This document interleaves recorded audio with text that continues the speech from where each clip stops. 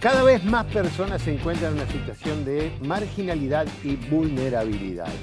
Y nosotros parece que cada vez tenemos menos respuesta y tenemos esa sensación de menos tolerancia.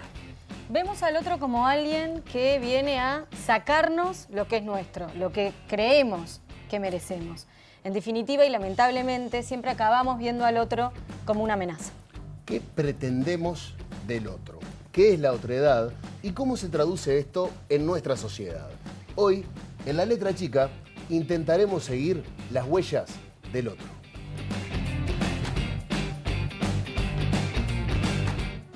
Qué bueno que sos la puta.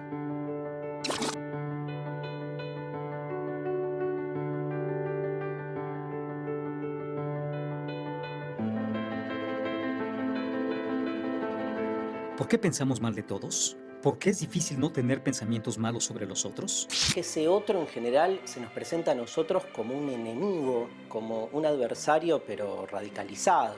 ¿Cómo reacciona la ciudadanía frente a lo que puede llegar a sentir como una amenaza?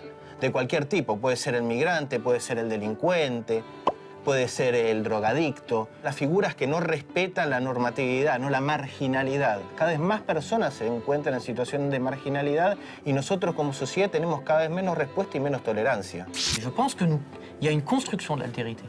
Il y a une construction de l'altérité comme menace. Tiene que ver con la idea de que hay siempre alguien, un enemigo, un extraño, un extranjero, un otro, un monstruo en algún sentido, que viene por lo nuestro.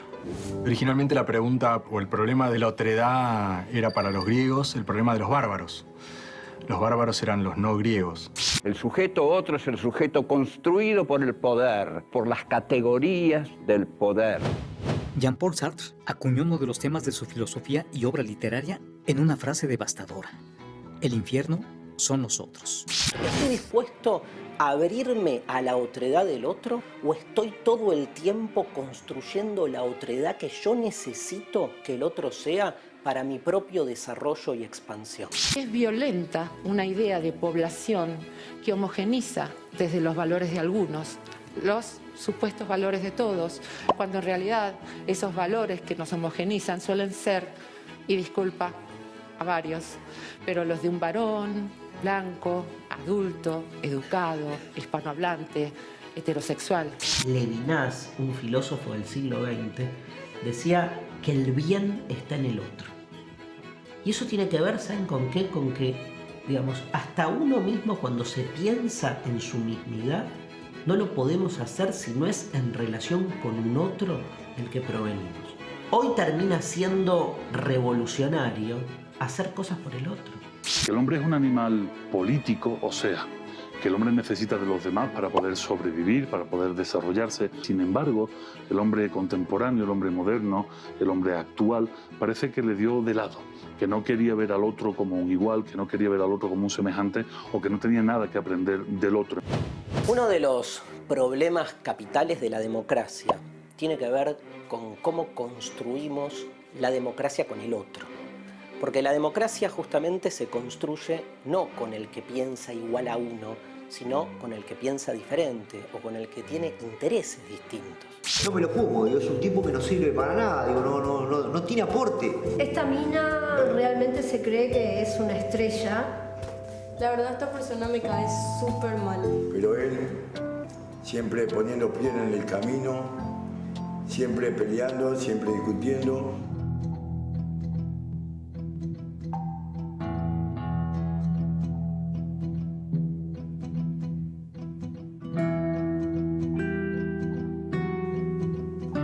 Yo soy. Vos sos. Yo soy. Vos sos. Yo soy. Vos sos. Yo soy, vos sos. Yo soy. Vos sos. Yo soy, vos sos. Vos sos. Yo soy. Vos sos. Igual que vos.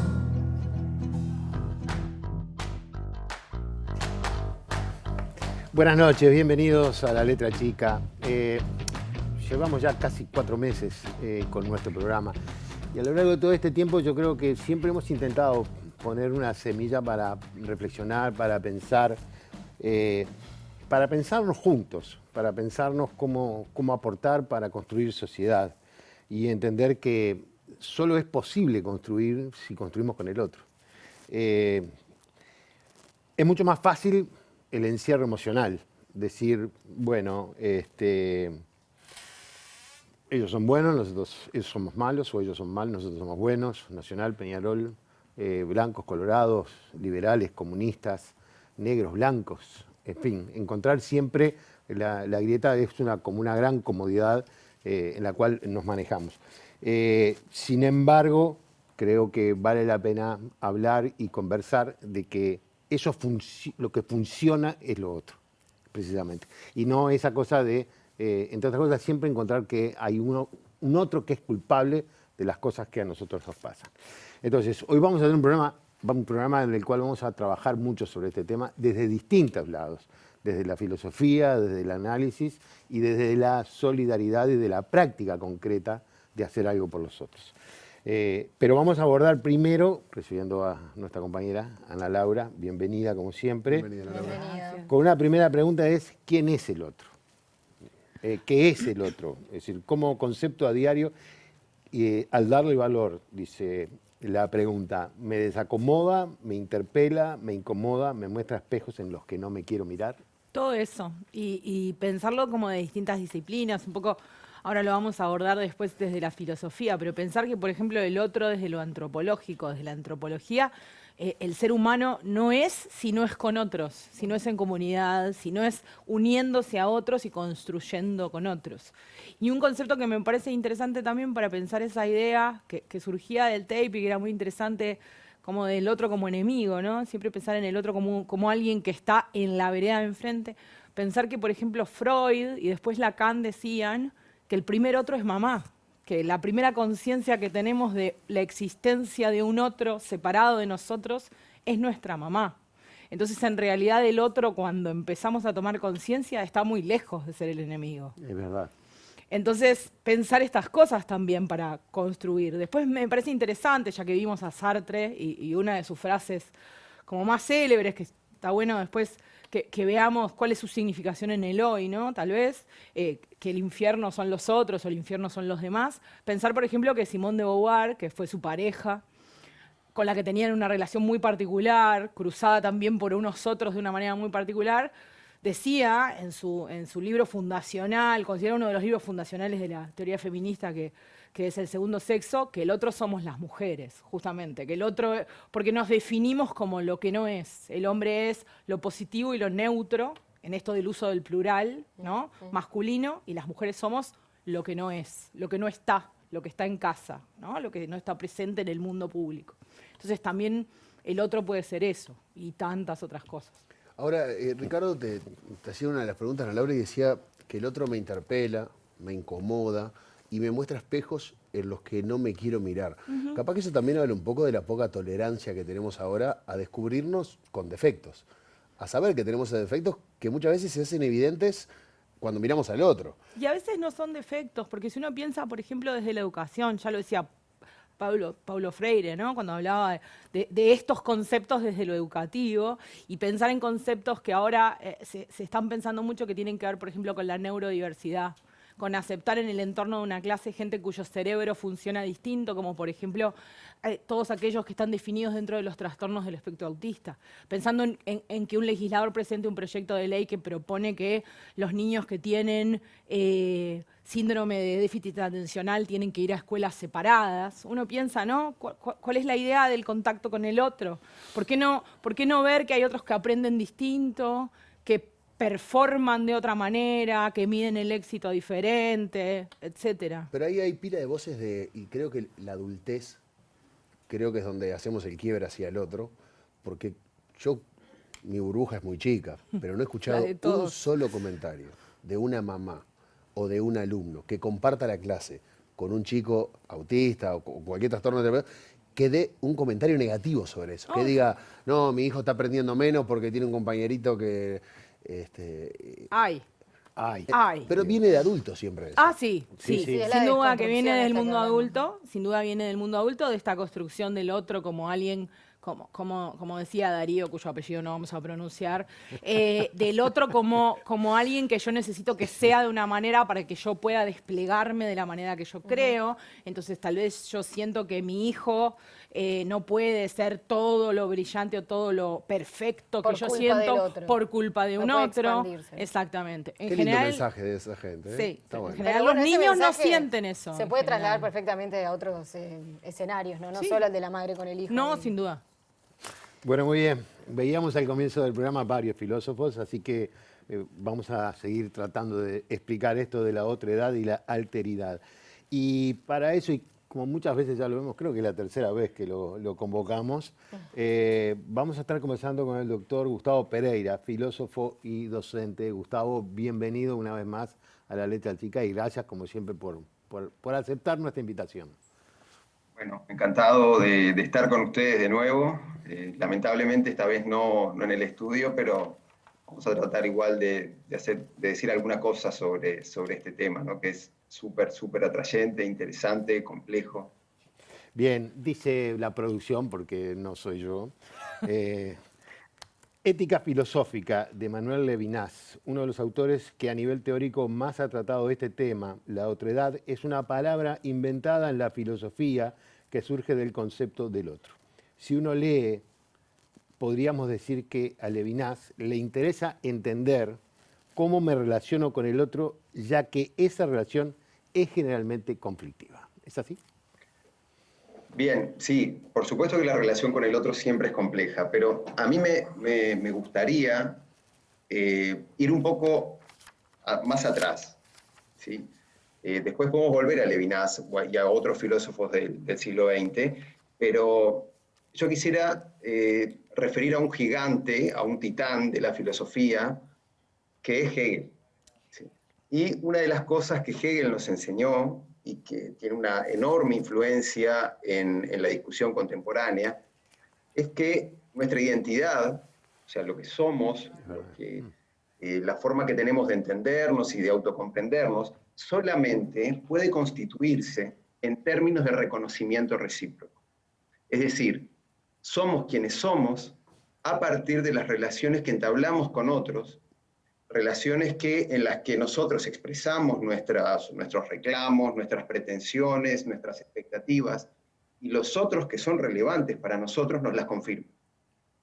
Eso genera una progresiva adquisición de confianza en nosotros mismos, que es lo que nos permite llevar adelante un plan de vida, es lo que nos permite ser ciudadanos, y es lo que nos permite aspirar a tener un proyecto exitoso. Esto Hegel luego lo presenta en la constitución de las distintas instituciones que conforman la sociedad, es decir, en un fuerte incremento de complejidad, pero esta relación básica, podríamos decir que es civilizatoria, es constitutiva de quiénes somos, de lo que podemos llegar a ser y de quiénes podemos aspirar a ser también. Entonces, creo que esto es como el primer paso, es como la piedra fundamental para poder pensar en esto de la alteridad, o en estos caminos de la alteridad, o en esta construcción y búsqueda de la alteridad. En esas relaciones de reconocimiento recíproco que se dan a lo largo de nuestra vida, por supuesto que es posible que existan distorsiones, que exista humillación, que exista desprecio y que ese reconocimiento se malogre, ¿sí? Las experiencias de injusticia que todos reconocemos son parte de eso, y también como reconocemos la importancia que tienen estas relaciones con otros, estas relaciones saludables, es que las condenamos, y es que las problematizamos, y es que pensamos en posibles alternativas para transformar ese tipo de relaciones de desprecio y de humillación. Pero lo más importante es entendernos a nosotros mismos como seres relacionales, como seres que necesitamos y requerimos de los otros para poder ser quienes somos. Y como decía Ana Laura recién, esa primera relación o esas primeras relaciones son las que se dan con nuestra madre o en el entorno intrafamiliar. Y luego, progresivamente, vamos, podríamos decir que ampliando nuestro horizonte de relaciones. Eso en términos sociales podemos también pensarlo en algo así como progresivos reconocimientos que le vamos otorgando o que se le van otorgando a distintos grupos, que a mí me gusta denominar eso como horizonte de alteridad, en el que en determinado momento las relaciones que eran de no reconocimiento o de extrañamiento pasan progresivamente a ser relaciones de reconocimiento. Por ejemplo, la condición de la mujer que recién mencionábamos es sustancialmente diferente hoy que hace 70 años, o yo diría que 30 años. Entonces ahí lo que hay es un horizonte de alteridad que es ganado, y que es ganado a través de procesos de lucha por el reconocimiento. Esta lucha por el reconocimiento es una de las cosas que Axel Honneth, que es un filósofo altamente influyente, contemporáneo, ha desarrollado en forma singular.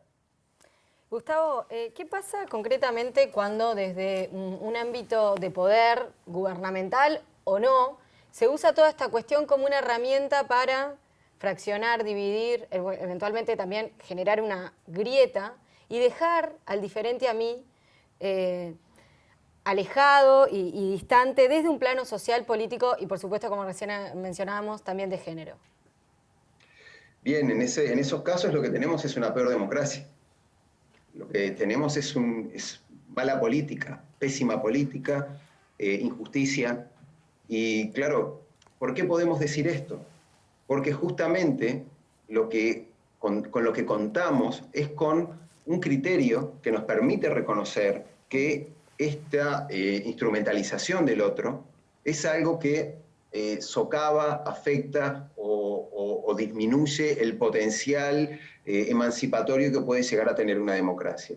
Entonces, ese tipo de mecanismos, esos procedimientos de instrumentalización, de reducción de caricaturizar al otro, de reducirlo a menos que humano en muchos casos, y hay ejemplos históricos de eso, ¿sí? Lo podemos ver claramente en el nacionalsocialismo, en nuestras dictaduras, es decir, el reducir al otro a algo menos que humano, con los que nos deja, es con los peores productos que puede tener la vida política, ¿sí? Con la peor democracia o con regímenes autoritarios.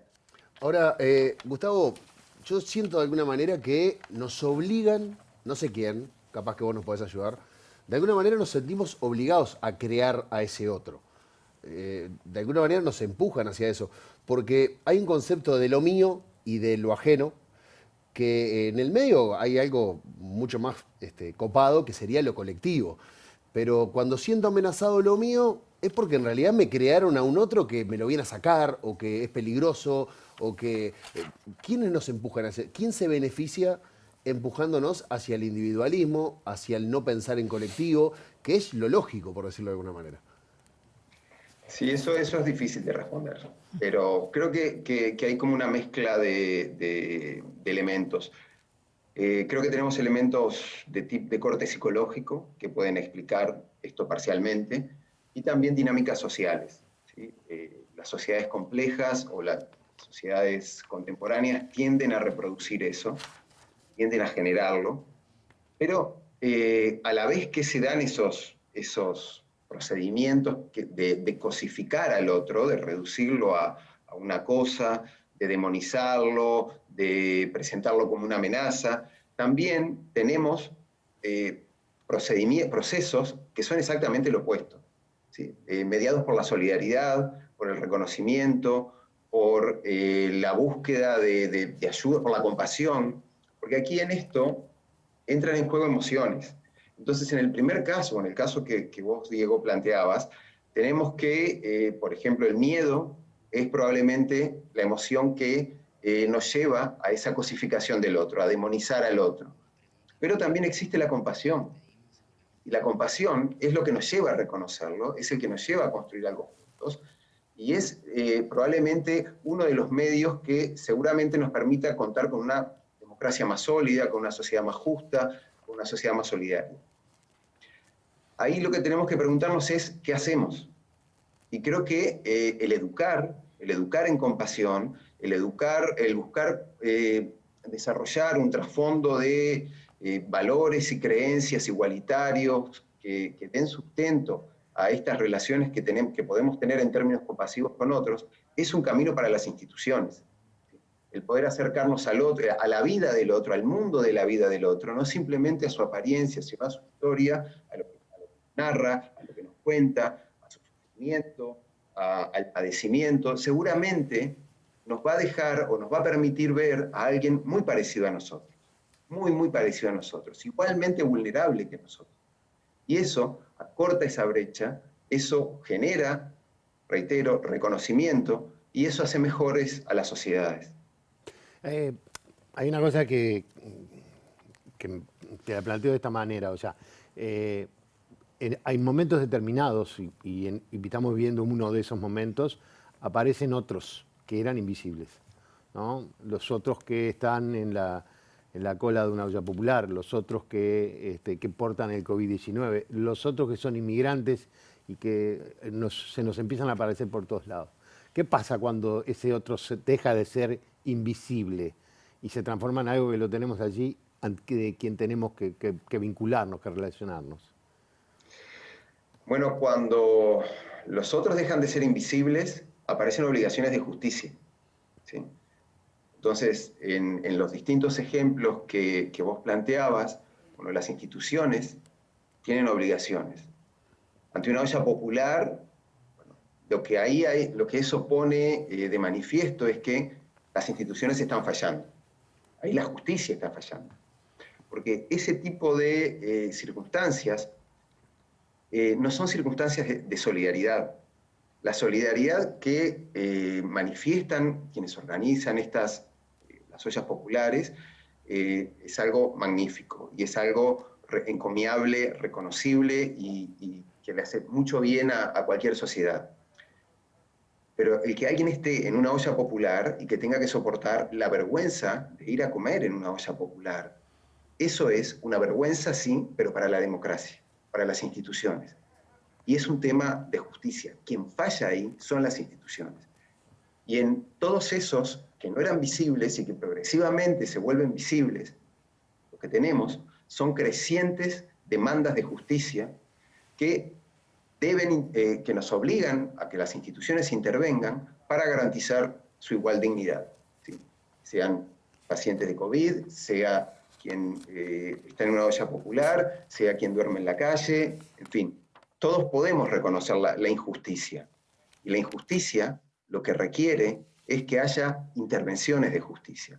Y la visibilización de los hasta ahora invisibles lo que demanda es que la justicia asuma su rol. Doctor Gustavo, gracias por acompañarnos otra vez, siempre tan preciso y siempre tan claro con nosotros. Le mandamos un abrazo y seguramente nos vamos a volver a encontrar porque se ha hecho una práctica molestarte. Bueno, yo encantado.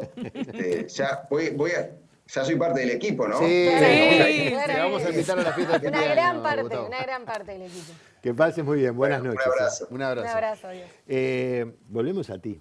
Volvemos. Y ¿se podría decirse que el otro es lo que no queremos ser? Dentro de esas miradas, bueno, podríamos abordar el tema desde la despersonalización del otro en las redes, ¿no? Que tiene Internet, las redes quizás como ejemplo más. Claro, las redes sociales que tienen otro montón de cosas buenas y que las hemos abordado otras veces desde ese lugar y desde las partes malas también, se han convertido también en una caja de resonancia de la relación con el otro. Y en esa despersonalización, en esa idea de que el otro no tiene cara, no tiene cuerpo, no está frente a nosotros, también han producido cámaras de eco, que lo que amplifican muchas veces son discursos de odio, son definiciones, son agresiones hacia esos otros que hacen las cosas diferentes, que piensan diferente. El otro día yo hice grabé una clase para sala de redacción de la FIC y los docentes de sala de redacción me regalaron el video de escuchar a los estudiantes discutir sobre mi clase sin que yo estuviera. ¡Qué horror! Fue rarísimo, pero muy interesante. Y ellos comentaban una cosa muy interesante que era en una de esas dos mitades, lo personalizaban en dos medios, pero en esas dos mitades conceptuales, cuando aparece alguien que dice, che, pero mirá que más allá de que vos puedas estar de acuerdo o no, es interesante, todo el resto le dice, salí de acá, este no es tu lugar, andá con la otra mitad, ¿no? O sea, salí de acá, Lo ¿no? echan. Y es una lógica, la segmentación también promueve esta lógica como de, este no es tu grupo, esta no es tu tribu, ese discurso en esta tribu no se permite. O sea, lo podés tener ese discurso, acá no. No es acá, Claro. y si vos pensás determinadas cosas sobre un tema, entonces eso hace que seas un paria, que te tengas que ir de acá, andate, acá no. Y eso es una lógica que las redes sociales promueven, porque segmentan y porque nos acostumbran a discursos que son homogéneos, donde todo el mundo dice lo mismo y estamos rodeados de gente que dice lo mismo. Entonces, bajan enormemente, hay estudios que lo muestran, nuestra tolerancia a discursos diferentes, a maneras de ver el mundo distintas, a sensibilidades diversas, etcétera, etcétera, etcétera. O sea, han creado la idea de que rompieron las fronteras en algún punto territoriales, sí, podemos hablar con gente de Croacia o de Rusia o de Turkmenistán, pero de repente se parecen mucho a nosotros. Son hombres blancos, de clase media, que tienen acceso, heterosexuales, con acceso a determinadas cosas. Entonces es como el mismo círculo, solo que si las fronteras territoriales en ese sentido, pero hay fronteras. Dentro de estas polarizaciones, obviamente, todo el tema del otro, dentro del universo político, es un caso de análisis muy importante, esta necesidad explícita y categórica de que existe un enemigo, ideológicamente, a lo que es que muchas veces yo pienso para que el otro día exista, ¿no? Muchas veces en el territorio de lo político vos te construís en oposición con un otro, más que a partir de cuestiones concretas o de ideas concretas. En particular, muchas veces se ha hablado, por ejemplo, por poner un ejemplo, el discurso, el manejo y la estructuración de su discurso público de Trump es clarísimo en ese aspecto, ¿no? Él se construye y se estructura a partir de poner un muro, de no dejar entrar, de definir que determinadas cosas, como decía Diego hace un rato, determinadas cosas son nuestras, de los que somos norteamericanos y de los que somos de verdad norteamericanos, y empieza a definir una serie de cuestiones que separan, exactamente, y construye un enemigo común que le sirve para alimentar su poder, su estructura. Ahora, ¿cuánto de esto hay de lo que decía Darío, el filósofo argentino, que no vamos a decir su apellido, que es justamente eso, ¿no?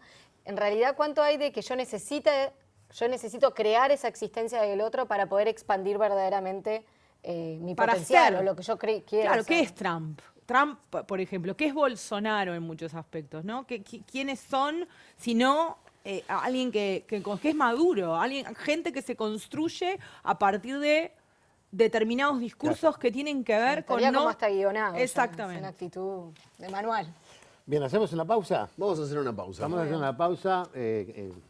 Ana Laura va a estar con nosotros en el tercer bloque. En el próximo bloque vamos a estar mirando esta realidad, pero desde la solidaridad. Así que creo, y desde la tarea concreta. Ya venimos.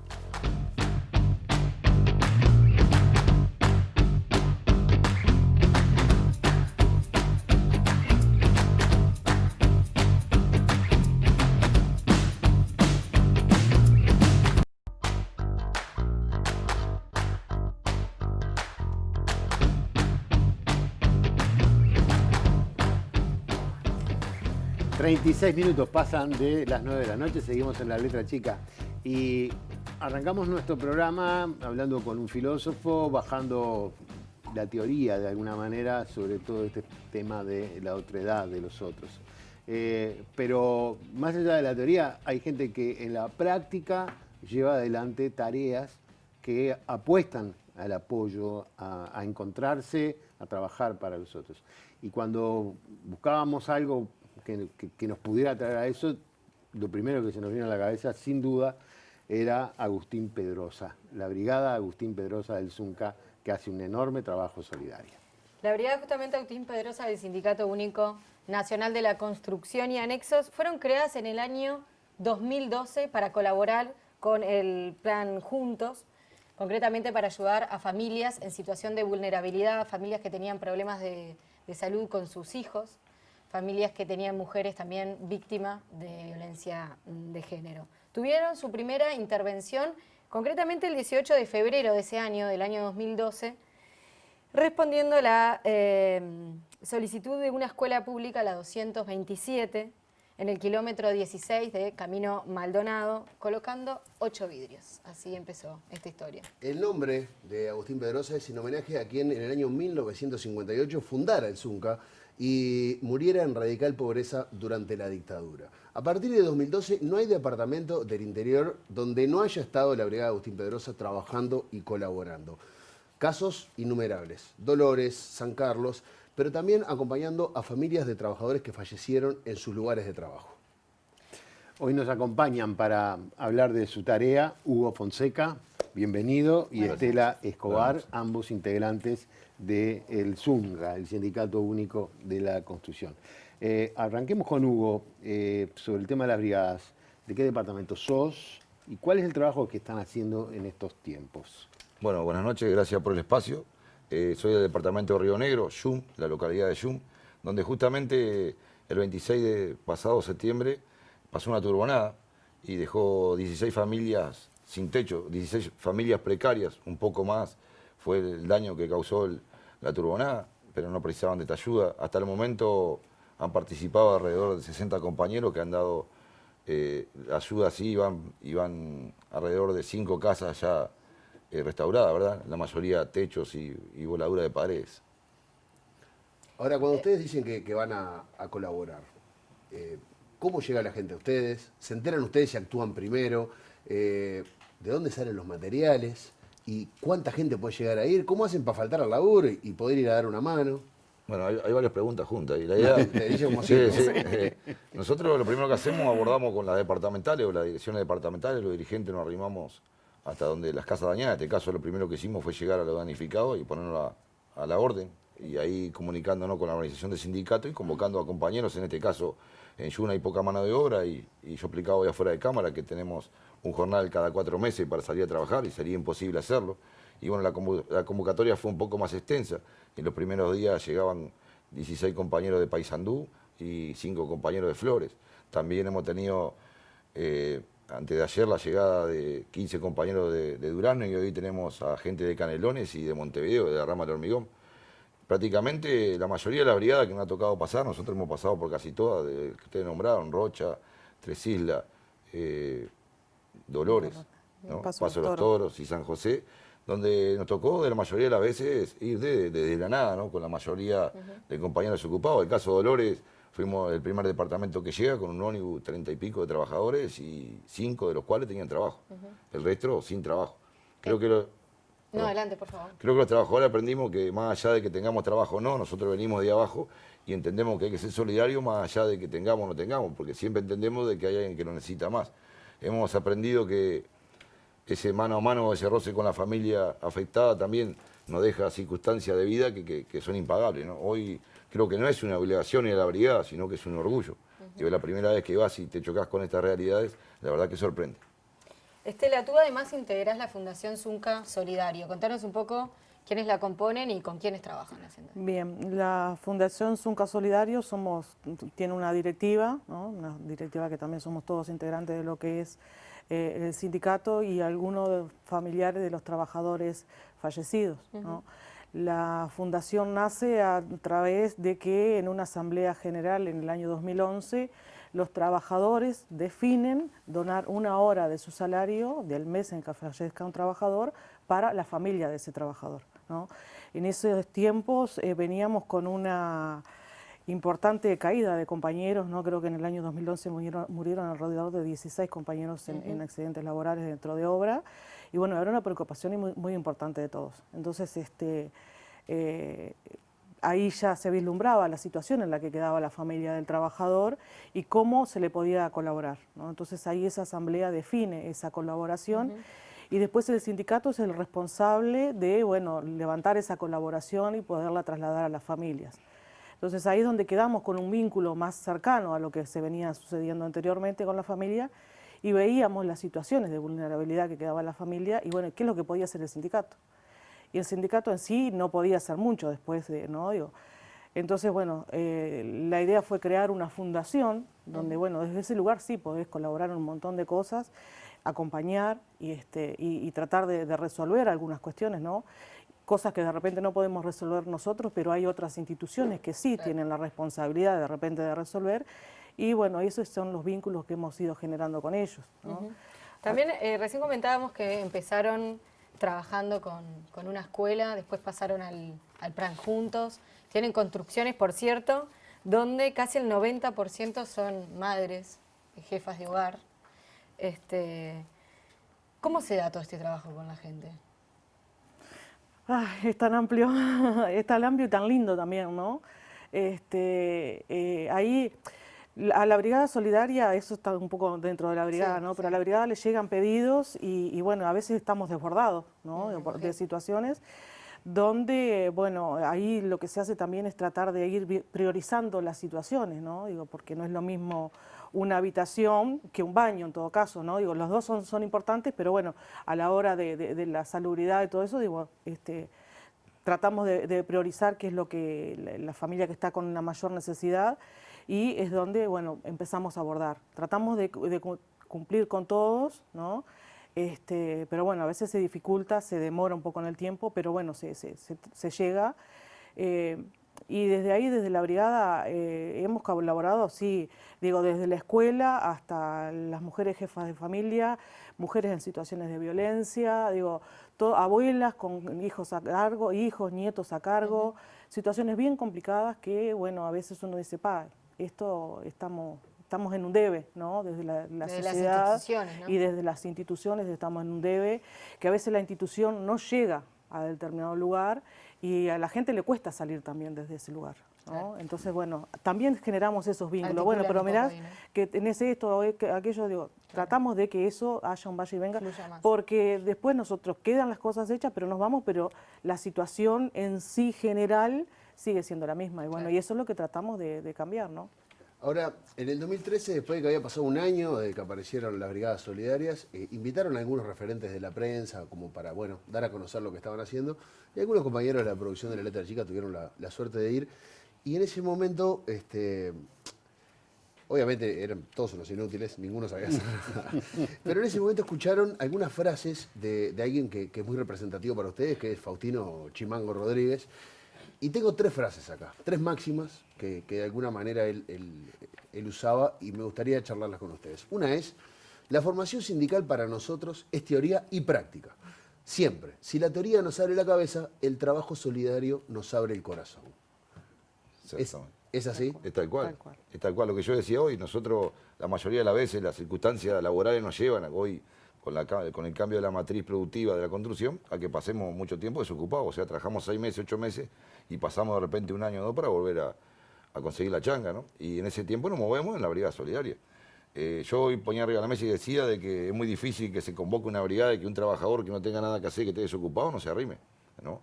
En Dolores, un ejemplo, en Paso de los Toros pasaban 200 trabajadores después de que pasó el tornado. Hoy hablábamos de 60, 70 que van pasando por Jun, y creo que la mayoría de ellos desocupados. Entonces forma conciencia y a su vez forma dirigente de otro tipo de temple, ¿no?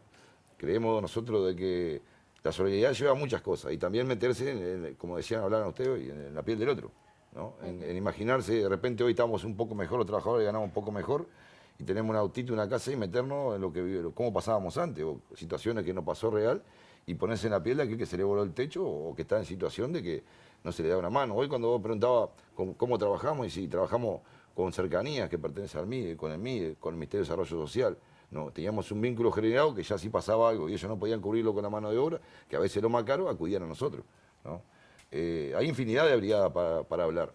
Podemos hablar de 8.000 jornales al año donados por los trabajadores, con trabajo y sin trabajo. Podemos hablar del 1.000.000 de horas solidarias que se cumplieron en Dolores, ¿no? 1.000.000 de horas. 1.000.000 de horas solidarias, 1.000.000 de abrazos, quiere decir 1.000.000 de horas se cumplían cuando el tornado de Dolores. Ahí cambió el distintivo de la camiseta, ¿no? Bueno, hablando de la camiseta, porque nos trajeron unos regalos que en realidad no son regalos, son un compromiso, porque Chimango también decía que la remera roja, vos hablas de orgullo hoy, la remera roja que llevan los integrantes de la brigada no se vende ni se regala, se la da a quien cumpla un día de trabajo. Eso habla un poco también del orgullo de pertenencia, ¿no? Decir yo laburé con la Brigada Solidaria da una sensación linda. Y claro que da. Y más da cuando, un ejemplo, ¿no? Yo viajaba esta madrugada, equivocado, y ayer terminábamos unas casas, ¿no? Y la alegría del dueño de casa, porque cuando lo visitábamos para decirle que le íbamos a dar una mano, pensando que esto era imposible, que alguien viniera y le dijera, mirá, nos vamos a conseguir los materiales y te vamos a hacer la casa. Y en realidad se hizo en muy poco tiempo. Y ese es el orgullo, más allá de que nos ganamos la camiseta, sí, pero el orgullo de saber que hicimos algo que no tiene pago. Yo te lo decía hoy afuera. Digo, una cosa es trabajar por un sueldo, por un jornal, por un laudo, y otra cosa es trabajar por la dignidad de otro, ¿no? Se mete más, ¿no? Sí, está loco. Y la última. Y se hacía una pregunta, Chimango. Capaz que nos la hacemos todas las preguntas. Sería bueno que pudieran venir los políticos un día cada 4 meses. No digo que vamos a cambiar el mundo, pero aportaría, ¿no? ¿Fue alguno? ¿Alguno fue? Creo que sí. Algunos Sartori. Creo que sí. Conmigo no, pero sí. Conmigo tampoco. No, y en realidad, a ver, Sí. la Brigada Solidaria no son solo de Zunca. Nosotros buscamos abrir la cancha y que se sumen más personas. En realidad, el miedo a no saber trabajar en la construcción parece que es limitante para esto. Y no es así, porque hay muchas cosas para hacer. Yo te digo, cuando llegamos y hay una turbonada, a veces la gente la sacan de la casa y queda como está, y hay que limpiar. A veces hasta para cebar un mate o para alcanzar agua, o para lo que sea, siempre uno es bueno. Y aparte la opción de aprender también. Tenemos muchos compañeros que han arrancado en la Brigada Solidaria y terminan después trabajando en la construcción como un oficio también, ¿no? Se aprende.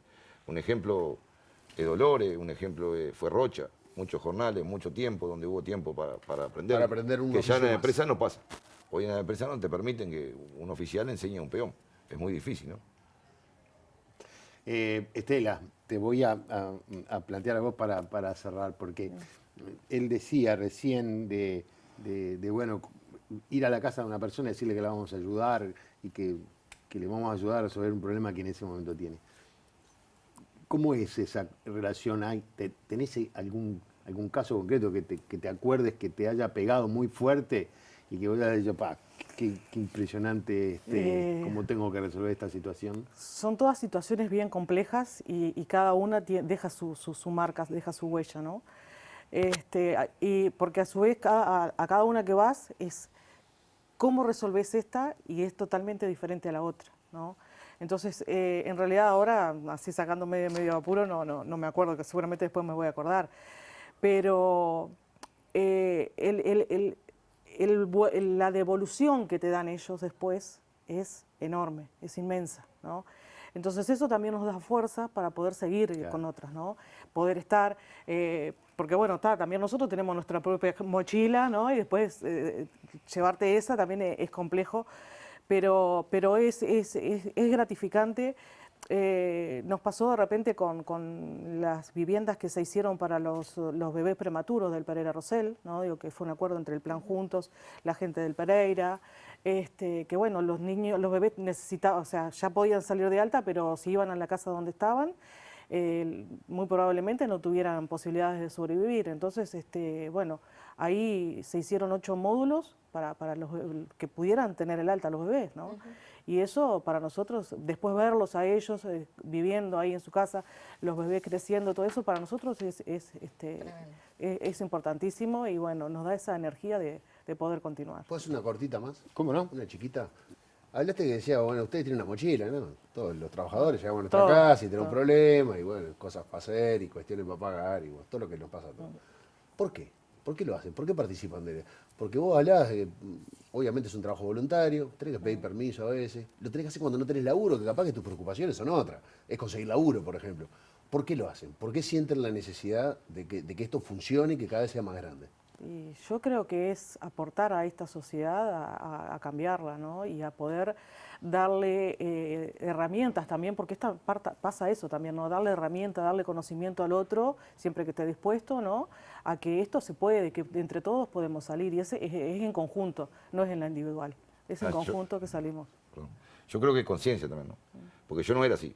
A mí me hizo así este gremio, me hizo así la Brigada Solidaria, y hoy si escucho que en algún lado pasa algo y yo tengo la predisposición o la posibilidad de ir, perdé cuidado que voy a estar arriba del ómnibus por ahí o arriba del camión, donde sea. Ya creo que el gremio va a madurar en esto y ha entendido, porque más allá de que seas nuevo o no, la primera participación te lleva a que la segunda sea voluntaria. Es algo que se te pega en la piel. Vos preguntabas, oye, yo tengo un recuerdo. ¿Sí? Rocha, una brigada en Rocha, Llegábamos todos los días y un nenito me esperaba con mi clavera y el casco puesto. Y se lo sacaba y lloraba. Todos los días. Y hasta ahora mantenemos amistad con los padres. Él ya está grande, tiene como 8 o 9 años, seguimos comunicados y se quedó con el casco de regalo.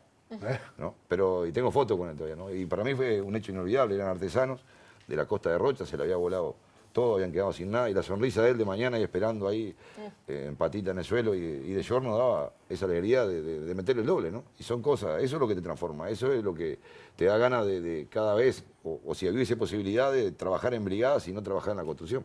Un ejemplo, ¿no? Pero lamentablemente no se puede. Sabés que estuvo muy bueno, yo les agradezco y bueno, de alguna manera eso que decían ustedes es cumplir un poco con lo que decía el Chimango, ¿no? Aunque sea cambiar un pedacito. ¿No? Y a veces de a pedacitos se cambian todas las cosas. Así que bueno, muchas gracias por acompañarnos y sobre todo muchas gracias por lo que hacen. Bueno, gracias a ustedes. Y un saludo a todos los brigadistas del Uruguay, todos los trabajadores que se han arrimado a dar una mano en toda la brigada, especialmente a los que están hoy de Canelones, que dejaron su casa para estar en Yun dando una mano. ¿Ibas a decir algo más? Sí, iba a comentar que este sábado, que salimos como todos los sábados a las 7 de la mañana de la puerta del sindicato, vamos a estar integrándonos junto con la FEMI Brigada de la Intersocial Feminista, donde bueno, ya hay un grupo de mujeres anotadas para participar, empezar a participar de la brigada y después ellas tener su propia brigada también. Bueno. Así que bueno, también colaboramos desde ese lugar. Entonces, muchas gracias. Hugo Fonseca y Estela Escobar del Zunca que nos estuvieron acompañando, les agradecemos mucho. Hacemos una breve pausa y ya se viene nuevamente un poco más del análisis para cerrar este tema de la otredad, los otros, nosotros, toda esta cosa tan interesante.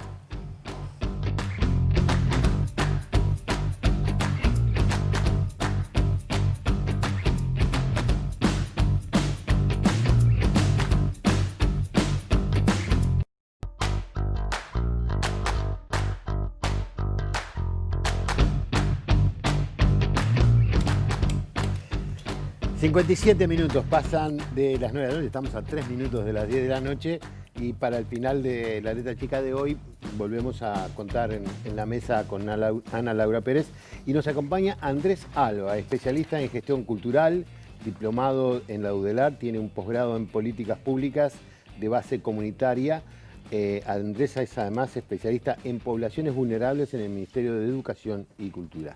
Bienvenido, Andrés. Muchas gracias. Gracias por acompañarnos. Buenas noches, gracias. Bueno, ¿cuáles son los elementos que conllevan la noción de que alguien, por ejemplo, alguien que está en una situación de calle es un otro, ¿no? Y incluso eso hasta justifica o aparentemente justifica que uno que haya violencia sobre ellos, que se pueda ejercer violencia sobre ellos. Hay algo muy interesante en pensar la realidad de un otro, de una persona en situación de calle como un otro, que es primero identificar de qué hablamos cuando hablamos de nosotros, ¿no? ¿Cuál es el nosotros que se opone a ese presunto otro que es una persona en situación de calle?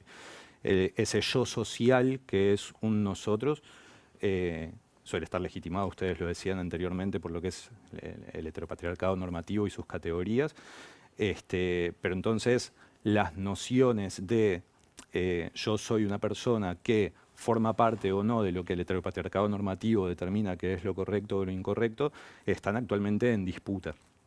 Y esas tensiones sociales, esas disputas, en la situación de calle en particular, se traducen en formas violentas. La identificación del otro, de la persona en situación de calle como un otro, como una otra que es ajena a mí mismo, está plagada de lo que son los prejuicios sociales, la carga de prejuicio que hay en el imaginario colectivo que determina que la persona en situación de calle vendría a ser como un otro homogéneo, siempre igual, que se asocia a una imagen que está muy instalada en el sentido común hegemónico. Y en realidad, cuando hablamos de personas en situación de calle, hablamos de una grupalidad extremadamente heterogénea, que más allá de que utilicemos una definición más estricta o más abarcativa de qué es estar en situación de calle o qué es formar parte de una población vulnerable, ineludiblemente rivaliza en esa heterogeneidad con la idea que existe en el imaginario colectivo sobre esa situación. Pero una duda que me queda a mí, porque vos decís, bueno, está bien el heteropatriarcado, la cosa homogénea, pero alguien en situación de calle puede ser alguien blanco, adulto, heterosexual, que cumple con casi todas las normas. Pero es pobre. Pero es pobre. O sea, ¿puede ser que la pobreza sea como la que iguala a todos? En el caso de la situación de calle, esa es la categoría que no se cumple. Esa es la violación del no participar del nosotros. El que no que tenga acontece. nada a mí me genera miedo de que quiera algo de lo mío. Exactamente, pero además tenés que pensar que la situación de calle y esta heterogeneidad de la que te hablaba está atravesada se intersecciona con otras vulnerabilidades. Y esas vulnerabilidades son las que determinan esa heterogeneidad del grupo personas en situación de calle. La adicción, la enfermedad mental. Hay personas que tienen su salud mental vulnerada, hay otras personas que tienen un problema de consumo de sustancias psicoactivas, hay otras personas que pasaron por una situación de privación de libertad y les costó mucho la inserción en la sociedad al salir de ese sistema. Hay otras personas que simplemente no poseen los ingresos suficientes para abastecerse de una vivienda. En un sentido más abarcativo de lo que es la definición de personas en situación de calle, hay personas que están en viviendas inadecuadas o inseguras, entonces tienen un vínculo, un interjuego, una interrelación con la calle, con el techo, el no techo, el refugio, el no refugio. La encuesta continua de hogares del Instituto Nacional de Estadística o la encuesta de violencia basada en género del Instituto Nacional de Estadística habla de viviendas inadecuadas, de viviendas inseguras y cómo esas viviendas generan un transitar por lo que es la situación de calle. O sea, son un montón de posibles vulnerabilidades las que atraviesan el estar en situación de calle. Entonces, es la pobreza y son las múltiples formas de la pobreza, pero además cada una de estas intersecciones con su carga propia de lo peyorativo, del no cumplir con esas categorías del nosotros, de ese yo social que hoy en día está en disputa. Ahora, hoy dijiste una palabra ahí que me quedó y se me fue, que era algo vinculado a la actualidad, a este momento, el momento que vivimos. Esta es una realidad que siempre existió, quizás con otras gravedades o con otras cantidades o con menos violencia, pero cuando yo era un niño se decía el bichi come. O sea, siempre hubo. Siempre hubo. ¿Qué cambió que hoy es? Porque quizás en esa época no era tan violento. ¿Qué pasó que hoy hay una violencia hacia ellos? ¿O qué pasó que hay tantos más? La respuesta a esa pregunta... no necesariamente la situación económica es peor. Claro, la respuesta a esa pregunta se puede abordar desde distintas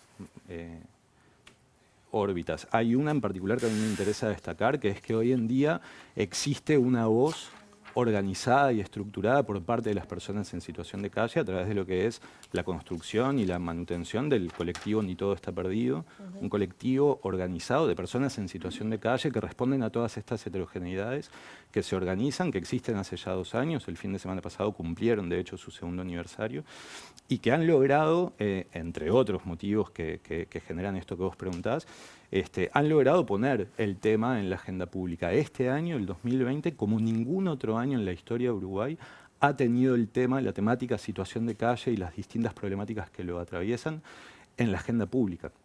Y eso es en gran parte resultante de esta labor sistemática del colectivo Ni Todo Está Perdido y su organización.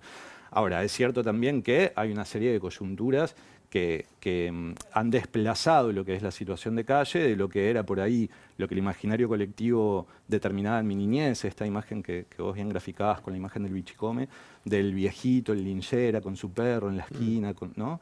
A una población de calle que se encuentra rejuvenecida, que es mayoritariamente masculina, que está atravesada por estas diversas características que les mencionaba anteriormente, y que, bueno, que además contamos con elementos concretos de análisis de esta situación que antes no había. Hay un censo de personas en situación de calle que está a cargo del Ministerio de Desarrollo Social, que por ejemplo este año arroja que la pandemia tuvo una incidencia en el crecimiento de esa población en particular por la ausencia de ingresos en muchas de esas personas, así como también la relación de los dispositivos que se generan para el abordaje de la problemática se han ido adecuando y adaptando a esas nuevas coyunturas. Andrés, una consulta. ¿Por qué te parece que cuesta tanto construir una mirada integral de las personas sin categorizarlas continuamente? Hay una tradición occidental, cartesiana, ¿no? Esta lógica de asignaturista, disciplinar, de dividir por especificidades técnicas al sujeto, que nos atraviesa constitutivamente en la historia de lo que es Occidente. No de manera innata, es un constructo cultural, ¿no?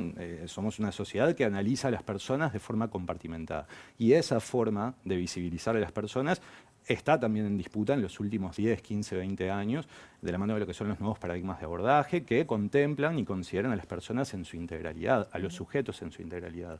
Si hablamos de personas en situación de calle desde este nuevo paradigma, hablamos de sujetos de derecho, hablamos hablamos de ciudadanos y ciudadanas que tienen derechos vulnerados sistemáticamente y sistémicamente.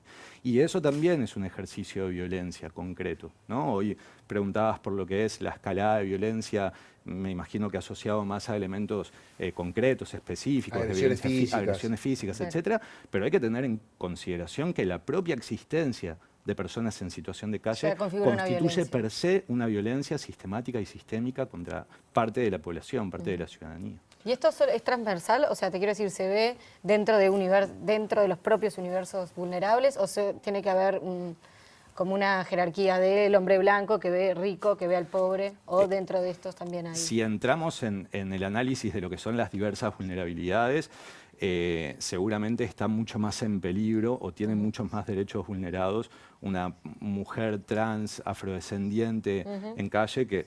Pero igualmente estamos hablando de vulneración de derechos y en ese sentido no hay jerarquías que valgan. Hay sí compartimentaciones en el análisis y en el abordaje de esa situación, por supuesto, pero nada, hay al menos el paradigma desde la matriz ideológica de la que estoy hablando al menos se posiciona en el abordaje de la vulneración de derechos de la ciudadanía. Ana Laura, una de las visiones interesantes que vos planteabas para abordar este tema de la otredad venía de la mano de lo que se llaman los fenómenos de gentrificación, los cambios en barrios como otra mirada. ¿Qué pasa con el otro y los otros cuando partimos, por ejemplo, Montevideo y el interior del país? El fenómeno, voy a rebobinarte un poquito, el fenómeno de gentrificación es interesante porque básicamente vamos a explicar lo que es un fenómeno por el cual un determinado espacio del territorio se valoriza, gana estatus, podemos decirle de alguna manera, ¿sí? Y determinada gente empieza a vivir ahí y expulsa a los habitantes anteriores de esa zona que suelen ser más pobres, ¿sí? Todos probablemente estamos pensando en barrios o en zonas de otros países o de acá donde eso se produce, ¿sí? Y donde se va moviendo en el territorio. Y otro fenómeno Los expulsan, vamos a aclarar, acá en Uruguay por lo menos, los expulsan con acciones, no es que los sacan a la fuerza. Los expulsan por la vía de los hechos, en la medida que tú no podés pagar que el alquiler se multiplica por 10, que los servicios se multiplican por 10, que determinadas zonas que empezás, esto que hablábamos, por eso me parece que es un tema que es parte también del tema del programa, cuando empezás a ser un distinto, cuando empezás a no parecerte a lo que te rodea, porque también yo escuchaba al profe el tema de... Se ha vivido un proceso en muchas partes del mundo, y Montevideo en particular, en el interior es menos marcado, por suerte, digamos, es más lento y por ende menos marcado. Se ha vivido un proceso en el cual los barrios se han dividido en barrios por clase social. En otra época, las clases sociales convivían dentro de los barrios. Entonces uno conocía gente diversa, diferente, con profesiones distintas, con niveles socioeconómicos distintos. El cuento del doctor que vivía a unas cuadras es como parte estructural de la construcción de los barrios montevideanos. Sin embargo, según hay un estudio relativamente nuevo, publicado hace unos meses de Ceres, muestra que, por ejemplo, en lo que es el municipio CH, que nuclea los barrios de Positos, Punta Carretas, Buceo y Parque Valle, la pobreza es un 1.3% del total de la gente que vive en ese barrio. En cambio, si uno piensa en municipios donde están los barrios de Casaballe y Villa Española, es el 31.7%, Cerro y La Teja casi el 31%, Piedras Blancas el 34%, Piedras Blancas y Punta de Rieles. En cambio, por ejemplo, el municipio que nuclea los barrios Malvin, Carrasco y Punta Gorda, tiene un 7.5% de pobreza, y uno piensa, qué alto, ¿no? Porque lo impacta ese... Avenida y después uno piensa norte. Claro. Incluso la división en ese... Por eso Malvin lo pongo de norte, ejemplo. Carrasco norte. Exactamente. La división en ese lugar es hasta... Hay un muro. Avenida Italia es Claro. un muro. Es una frontera territorial clara, que en un barrio marca la distancia entre nosotros y los otros, los que son de una manera y los que no. Cruzar Avenida Italia tiene en ciertos sectores de ese municipio tiene un valor simbólico fuerte. La gente no cruza, no se anima a cruzar. O cruzar te obliga a transitar por un lugar donde los otros no son como vos, donde te temen o les temés. Una última consulta para Andrés. Creo que todos coincidimos que la cultura es uno de los grandes puentes justamente que se pueden montar para construir una forma categórica este concepto de la otredad. Sin embargo, los derechos culturales no se les da mucha importancia, están como también relegados, ¿no? De alguna manera. ¿Por qué pasa cada vez esto, menos, ¿no? Porque ubiquemos lo que es la cultura, por lo menos en Montevideo, y ha costado descentralizarla. Ha costado llevar la cultura para todos, digamos. La Convención de Derechos Culturales de Friburgo habla de que compartimos determinados rasgos como el idioma, los hábitos, las costumbres, los valores, y eso constituye una identidad cultural. Y cuando esa identidad cultural es compartida, se constituye una comunidad cultural. Hablar de derechos culturales implica hablar de derechos humanos. Es uno de los derechos que forma parte del ecosistema de derechos humanos que todos y todas gozamos en tanto ciudadanía. En ese sentido, también la integralidad de lo que dialogábamos anteriormente, ¿no? Concebir y considerar y atender y promulgar los derechos culturales de la ciudadanía tiene que ver con una noción integral de sujeto. Ahora, esto que mencionaba Ana Laura en relación a los territorios, esta suerte de fenómeno contraparte del fenómeno de gentrificación, que es la guetización, ¿no? Dificulta, en términos de descentralización cultural, esta cuestión de la que hablábamos. Pero también es importante identificar que si pensamos en estos rasgos que nos singularizan como comunidad cultural, el sistema de creencias, de valores, de idioma, de todo lo que nos constituye en identidad cultural es compartido entre las personas que están, por ejemplo, en situación de calle o de vulnerabilidad social y quienes no lo estamos. Claro. Entonces eso también posibilita una relación en esta cosa de la otredad o de la alteridad, ¿no? El poder alternar entre mi yo y el yo del otro o de la otra y poder ponerme en su lugar, en sus zapatos y poder concebir que somos parte de una misma cosa, que es este nosotros, que es tan complejo, tan abarcativo, pero que culturalmente también está en disputa. La famosa empatía. Exactamente, de eso se trata también la conceptualización del otro, de la otra, de la alteridad, el poder alternar entre ser yo o ser vos e identificar que somos parte de una misma cosa. Sin duda también la tarea educativa, la tarea de los docentes, de los educadores es formidable y es importantísima en este tema. Yo simplemente lo aprovecho para hacer un gancho porque me mandaron este libro que lo quiero mostrar, que se llama Pica la Infancia. Es un trabajo de los docentes de AEBU, que hace 40 años que están trabajando con el jardín y la guardería escolar. Yo iba.